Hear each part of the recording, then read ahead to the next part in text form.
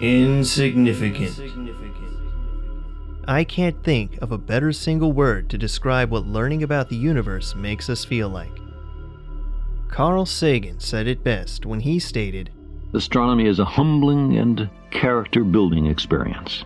And that, in the vast scale of the universe, we have good reason for humility. However, that's certainly not the only thing most people feel. The senses of awe and amazement at the sights and environments existing in space that we have been able to observe with increasing focus as technology advances are also common feelings. In other words, space is so cool! I love space so much! Though, before we begin, it would probably be best to clarify what the video title really means. It could more accurately read, the 15 supposedly largest features, objects, structures, and things in the universe, arbitrarily organized by type, that humans currently know of as of August 2017. Doesn't really roll off the tongue though. But without further delay, let's get existential. Number 15. The largest crater, Utopia Basin. Mars has had a pretty tough time since its formation. Technically, Mars falls just within the habitable zone, making it close enough to the Sun to support liquid water. But 500 million years after its formation 4.6 billion years ago, it somehow lost its internal dynamo, destroying its magnetic field, which meant no more atmosphere or liquid water. There are two theories as to why this is. The first being that Mars is too small to support a magnetic field for long, and the second is that Mars lost quite a bit of material and had its convection greatly disrupted by some truly massive impacts. Utopia Basin was most likely formed by one such collision. Using Kansas for comparison, let's look at the size of Chicxulub crater caused by a 10-kilometer meteorite and thought to be the final nail in the coffin for the dinosaurs. Next, we'll look at the Vredefort crater, the largest confirmed crater on Earth at 300 kilometers in diameter with a 12 to 15 kilometer impactor. Now, let's compare these to Utopia Basin. Oh my goodness! Yeah, it's that big. That's 3,200 kilometers in diameter, the distance from Las Vegas to Washington, D.C. That's almost the diameter of our moon. The object that struck Mars would have been over 100 kilometers across and must have caused a colossal impact, changing the geography of half of the planet, perhaps killing off all chances Mars had for housing life nearly 4 billion years ago. Number 14. The largest asteroid, 1 Ceres.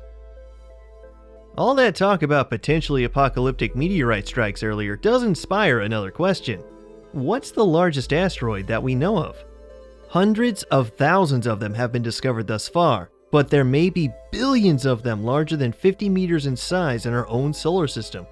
The largest asteroid was also the very first discovered in 1801 by Giuseppe Piazzi, which he named Ceres. Yes, he named the 945 kilometer in diameter lifeless ball of rock and ice after the Roman goddess of agriculture. NASA's space probe Dawn entered Ceres' orbit on March 6, 2015, and has been taking high-resolution photos of the surface of Ceres since then. The two features that stick out most on the cratered surface of Ceres are very reflective bright spots and a lone mountain on its surface. Scientists theorize that the bright spots are simply ice or salt, but the mountain was something exciting. Ahuna Mons was the name given to the mountain, and it is one of the tallest in the solar system at 4 kilometers high. Scientists believe the mountain was formed by volcanic activity, not with magma mind you, but instead, water. That means Ahuna Mons was formed by a cryovolcano, or cold volcano, that erupts water and methane instead of melted silicate rock. That, coupled with the fact that Ceres may contain more water than all of the fresh water on Earth, makes it a seriously cool asteroid. Haha, I wouldn't have laughed at that either. Number 13. The largest moon, Ganymede. Jupiter is Humongous. It's so big that 1,300 Earths could fit inside of it, with room to spare. So it's no surprise that it also has the gravity to hold on to a whopping 67 moons, 3 of which are actually larger than our own moon. Ganymede is the largest of Jupiter's moons and the largest in the solar system at 5,268 kilometers in diameter. It even dwarfs Mercury. But that's not the only thing special about Ganymede. It's also the only moon in the solar system to have a magnetic field of its own, most likely due to a liquid iron core. Around 40% of Ganymede's composition is ice, and the other 60% are rocky material, which is easily seen on its surface as the darker cratered areas. But 100 kilometers underneath the surface of rock and ice is another wonder. Possible oceans of water kept liquid by high salt content and perhaps the heat from Ganymede's core. Europa, another of Jupiter's moons, also houses liquid water beneath its surface, though it is far more likely to possibly house life compared to Ganymede. Number 12. The largest planet, ROX-42b, b. Objects several times more massive than Jupiter that are unable to fuse hydrogen in their cores are commonly referred to as brown dwarfs, but the line between what counts as a planet and a brown dwarf is fuzzy. For the sake of not taking 10 minutes on this subject alone, I'll just go with part of the International Astronomical Union stance and say that a planet is any planet-sized object that doesn't fuse anything at all. So, since planetary bodies 13 times the mass of Jupiter can fuse deuterium, I'll define the largest planet as something just under that. Discovered in 2013, ROX-42b has a radius 2.5 times the size of Jupiter's at around 175,000 kilometers and a mass of 6 to 12 times that of Jupiter's. Please note that measuring the physical characteristics of faraway planets is difficult and subject to change as imaging techniques evolve, so here are a few of the closest competitors for the largest known planet. Focusing once again on the current largest planet, ROX-42b is around 140 astronomical units from its host binary star. That's 30 times further than Jupiter is from our Sun, and 3 times the distance of Pluto to our Sun. ROX-42b's enormity and distance from its host star is an odd circumstance that has many astronomers wondering how it formed, especially considering how young the solar system is. The solar system is just 1 to 3 million years old and relatively close at 400 light-years away in the breathtaking Rho-Ophiuchi cloud complex, so perhaps further study may bring us closer to understanding how oddball planets and brown dwarfs form. Number 11. The largest star, Scuti. There are a couple of provisos that come with naming the largest star in the universe. First, measuring the exact size of a star when it's hundreds to millions of light years away is difficult, especially when the luminosity can vary over time. Because of this, there's a margin of error that can place large stars over 100 solar radii smaller or larger than its estimate. Currently, Scuti is believed to be the largest star at 1,708 plus or minus 192 solar radii at a distance of 9,500 light-years from Earth. Using that estimate, Scuti is nearly 5 billion times the volume of the Sun. It's hard to appreciate just how monumental that is, so let's do a quick size comparison. Here's the Earth in comparison to our Sun. It would take about 109 Earths to fit the size of the Sun's diameter, and 1.3 million Earths to fill up the Sun's total volume. Now, here are the Earth and Sun compared to Scuti. Unfortunately, we lack the budget to illustrate it, but nearly 6.5 quadrillion Earths would be needed to fill up Scuti's average volume. That's 6.5 million billion Earths. Because this is most likely impossible to imagine, try imagining if our Sun was scaled down to the size of a tennis ball. To scale, Scuti would be slightly larger than the Ericsson Globe, a 28-story tall hemispherical building with a diameter of 110 meters capable of holding nearly 14,000 spectators for hockey matches. And Earth would be a grain of sand just over half a millimeter in diameter. Scuti's colossal size is fleeting though, as it is expected to fuse its supply of lighter elements in the next million years before going supernova and forming a stellar black hole or neutron star. Number 10. The largest black hole, S50014 plus 81. The same provisos mentioned for the largest star apply here as well, but even more so as the largest possible black holes known range from millions to billions of light years away from us. The event horizon of a black hole is the point at which nothing, not even light, can escape its gravity. An accretion disk is the material, including dust, planets, and even stars orbiting the black hole outside of its event horizon. The phenomenal brightness coming from an accretion disk surrounding a supermassive black hole is what we call a quasar. But the luminosity of S50014+81 is in a special class of super bright quasars known as blazars. S50014+81's accretion disk is one of the brightest in the universe and is 25,000 times brighter than every one of the hundreds of billions of stars in our own galaxy combined. Its event horizon, the sphere of matter that doesn't allow even light to escape, is monstrously huge at 237 billion kilometers in diameter.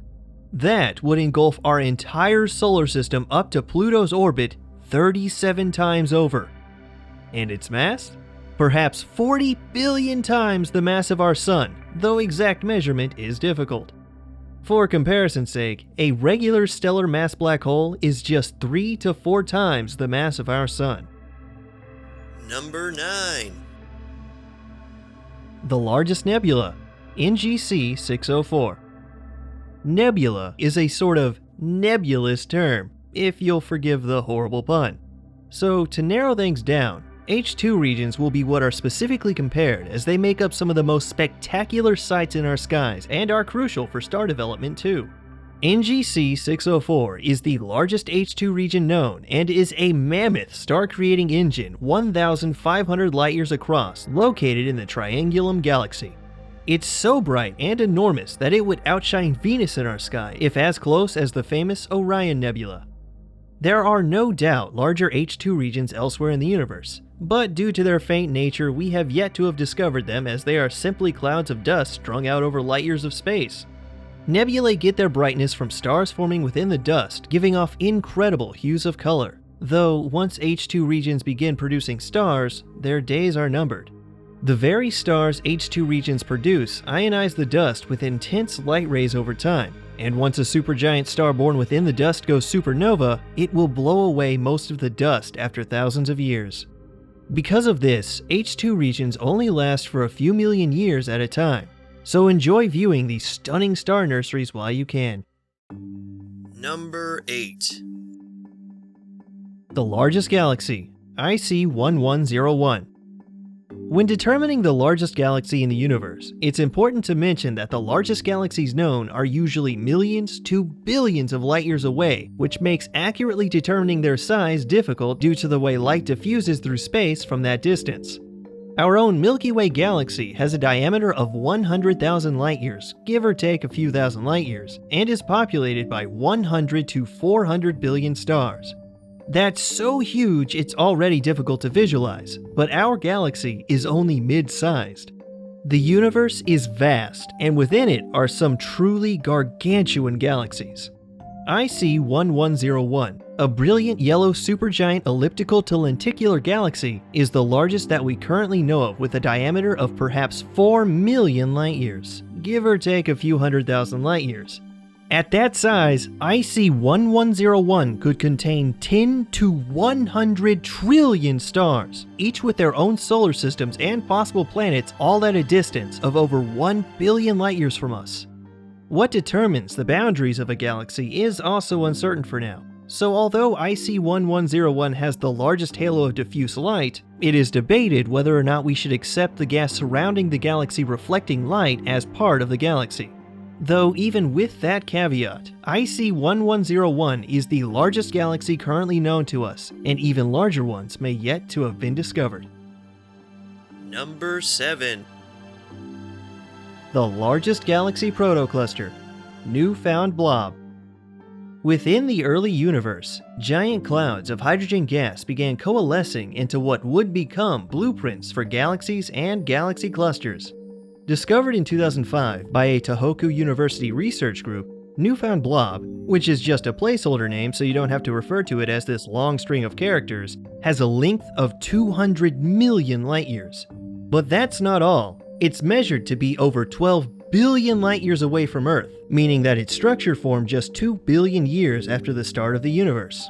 This structure is made up of hundreds to thousands of galaxies and proto-galaxies, as well as bubbles of hydrogen gas lit up by the stars forming at rates hundreds of times higher than our own galaxy that we call Lyman alpha blobs.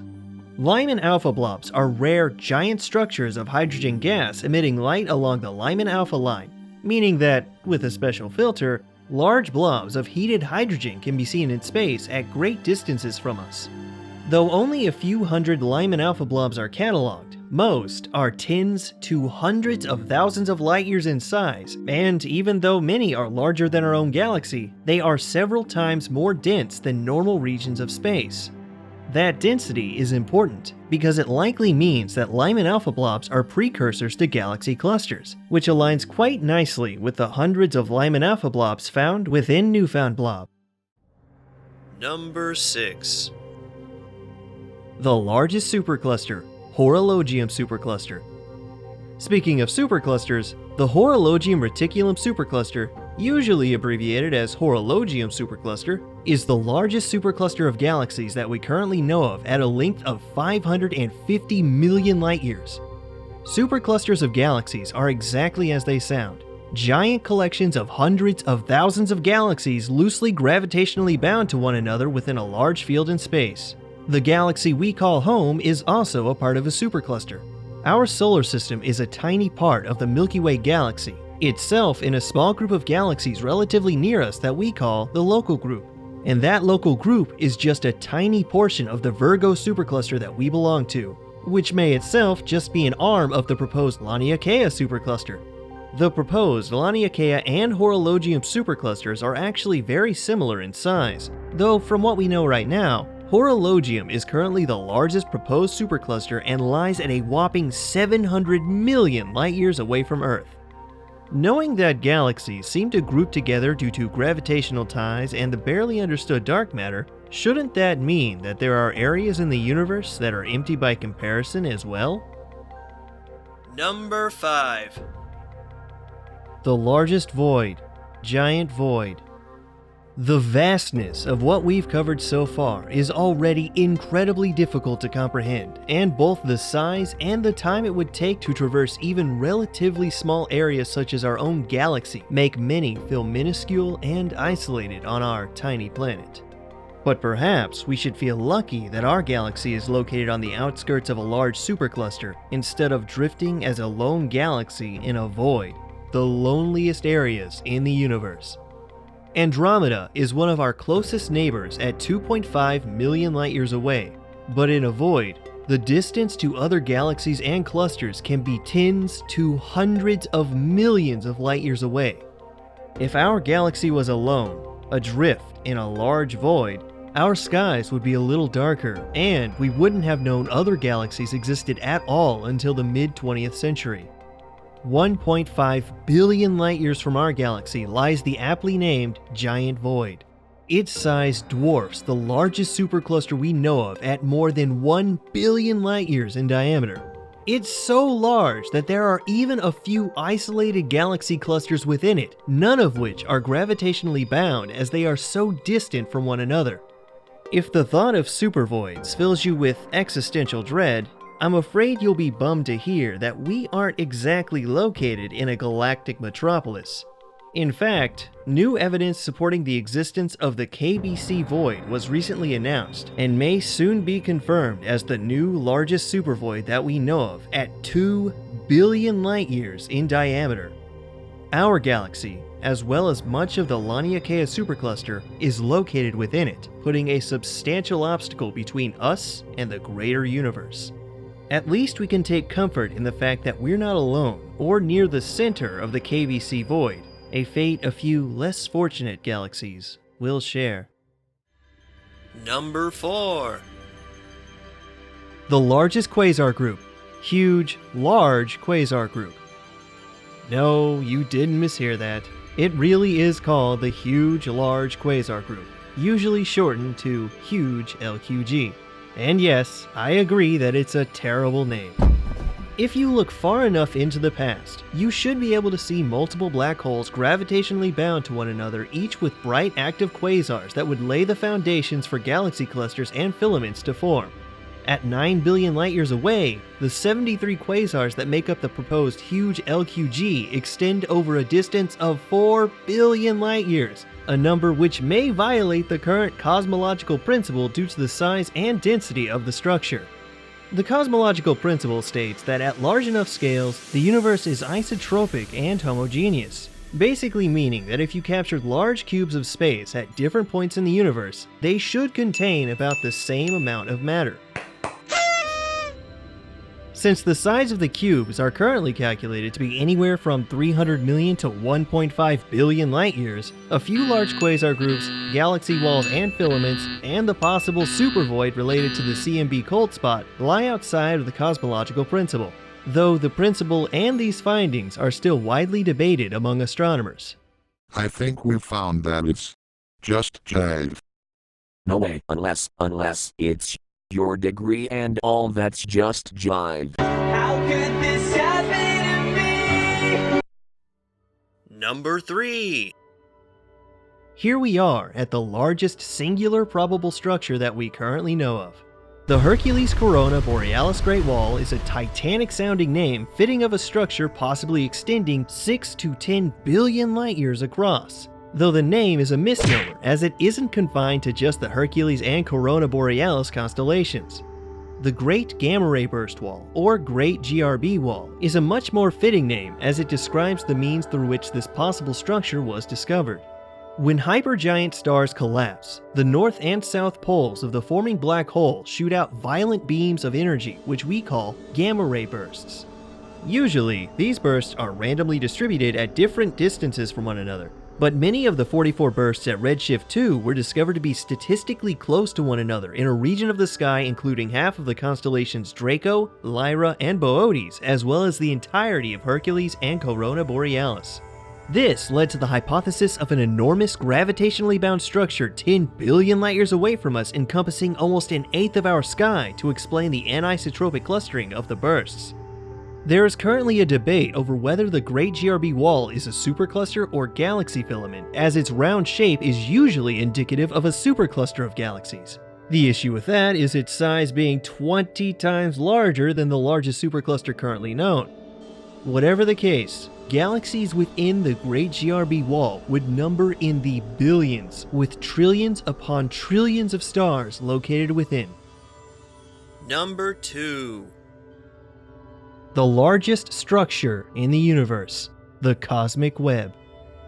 Our planet is a small part of the larger solar system, which itself is a part of the larger Milky Way galaxy. Our galaxy is a part of the local group of galaxies, which is a part of the much larger Virgo supercluster, and perhaps the even larger Laniakea supercluster. Between these superclusters are vast voids, comparatively devoid of matter, forming expansive, empty spaces with filaments of galaxies forming around them where most matter collects. The cosmic web is thought to be a connected network of dark matter filaments that binds nearly all matter together throughout the universe. Sort of like a web that extends in all directions, with superclusters and galaxy filaments making up the strands of the web, and the empty spaces being voids. You can imagine it like the inside of a foam, or even a sponge. But personally, my favorite comparison is how similar simulations of the cosmic web look to the neural pathways of a brain. A constantly moving, interconnected structure extending throughout the entirety of the universe, encompassing nearly every one of the very recently estimated 2 trillion galaxies in the observable universe. That is the theorized cosmic web. And if it exists, it is without a doubt the largest structure in the entire universe. It's difficult to feel more insignificant, yet at the same time, a part of something immense when thinking of a structure so inconceivably vast. Number 1. And the number 1 largest thing in the universe is... These nuts. Ha! Got him! Ha!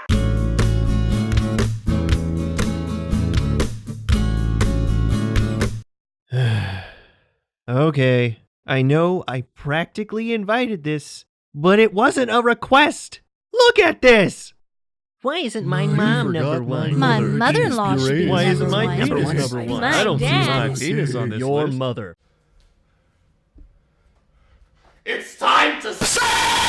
Please, if you plan on commenting something similar to the structure of this joke, at the very least, make it slightly original. Alright, now that we've gotten our jollies out of the way, let's tackle something truly mind-meltingly incomprehensible. The largest thing in the universe is space.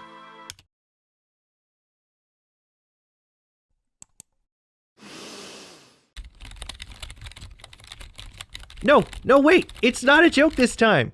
The furthest distance we can peer into space is about 46.5 billion light years in any direction, making what we call the observable universe about 93 billion light years in diameter. That distance acts as our cosmic horizon, the furthest we can currently see out into the stars, though we don't actually know how big the universe really is.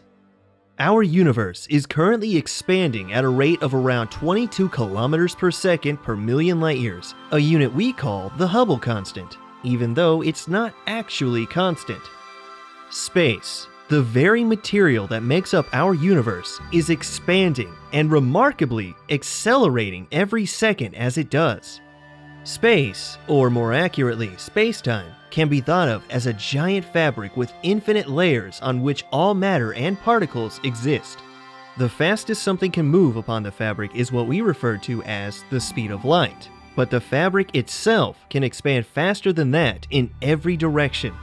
It's not that distant galaxies are or will be traveling away from us faster than the speed of light. It's the sum of the space between us that is expanding faster than the speed of light and accelerating as time goes on.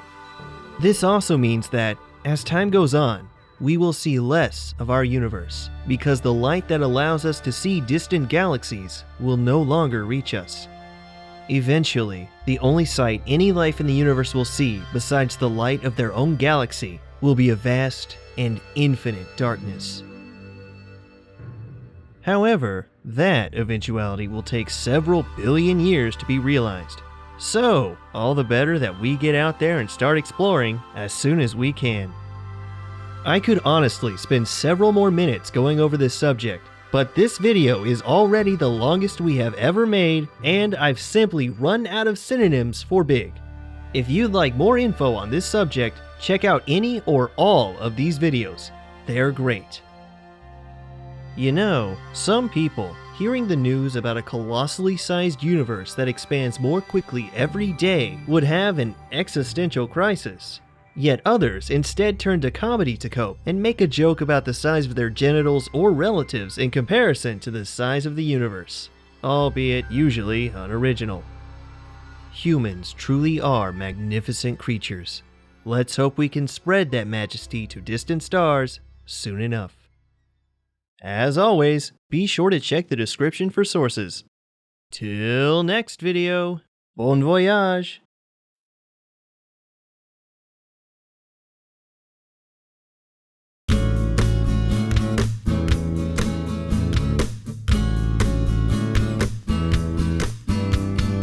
Who's putting all this in the bin? How many portions are you putting in there? How much is in the bin? Look!